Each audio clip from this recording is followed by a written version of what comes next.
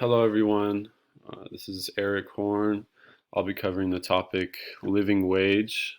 Me and my partner, Alicia Chaney, who will be finishing out the second half of this presentation. All right, so since the early 1900s, there's been a discussion about increasing the minimum wage in order to move toward a living wage. A living wage is a wage that is high enough to accommodate someone in a particular area for a normal standard of living. So for somebody in a high cost of living area, uh, advancing towards a living wage would be very, very beneficial.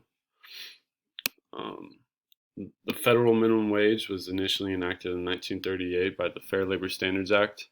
Uh, they set it at 25 cents an hour, which would be the equivalent to $4.31 an hour in 2017. Uh, since then, it's gone up. Today, it currently sits at $7.25 an hour. All right, that was established in 2009, so it's been a little over 11 years since the federal government has increased their minimum wage, and they have a multitude of reasons for why. Although the 725 may seem low, we can thank unionization and collective bargaining between 1994 and 2010 for introducing the power for state and local governments to set their own minimum wage. And this has been huge. Many state and local governments have taken advantage of this, and their people are really responding positively most of the time.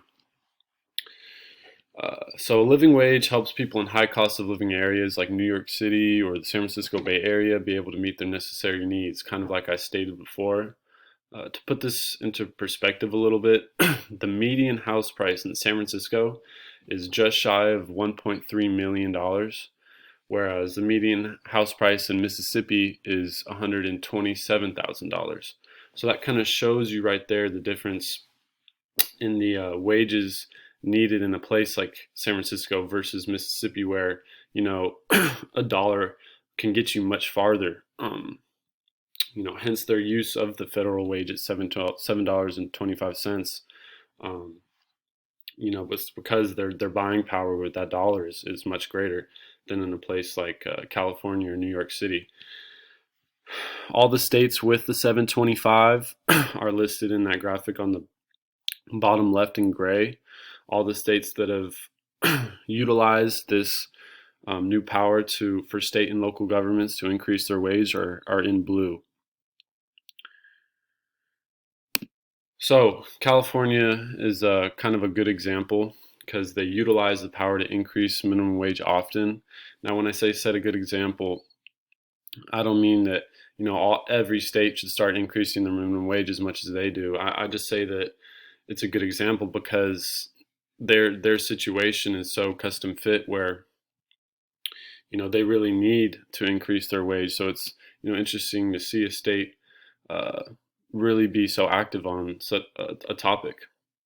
And this is their fourth consecutive year increasing their state wage. So in 2020, it has gone from $12 an hour to $13 an hour.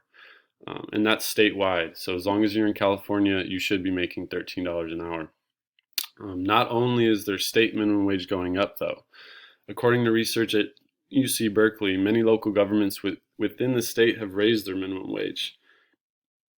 And as you can see, this is just a small portion of the cities and local governments that have increased above and beyond that $13 an hour wage.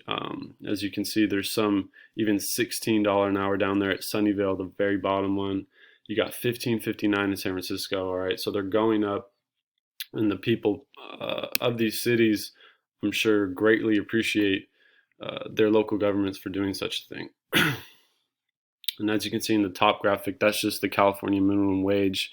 And as you can see, I know it's a little blurry, but in about 1974, it starts to grow, and I mean grow exponentially. And we hope by 2023 that statewide, the minimum wage in California will be 15 an hour, and that's kind of where a lot of states are shooting for, is that 15 an hour wage. But what do these actions do? What does raising the wage to 15 an hour really do? And that's kind of where we're going to hone in today. So the disadvantages of an increased minimum wage. Although an increase in workers' wages may seem like it's nothing but a good thing, this is not always the case. One of the main arguments for why increasing minimum wage can be harmful is because it spurs inflation.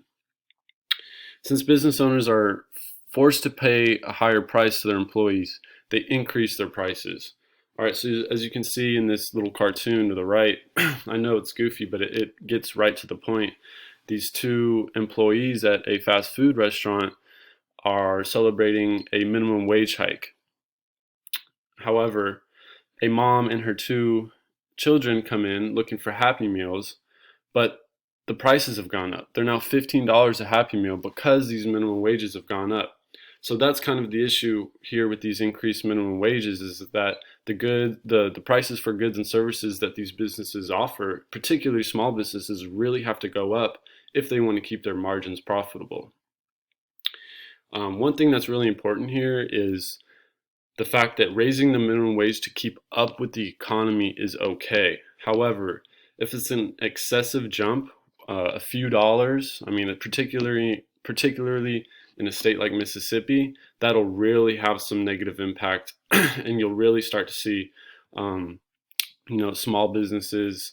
It's kind of assumed that 15 to 20% of small businesses would really hurt from such an action. So yeah, that's it that I have for you guys. Alicia will take on the positive impacts.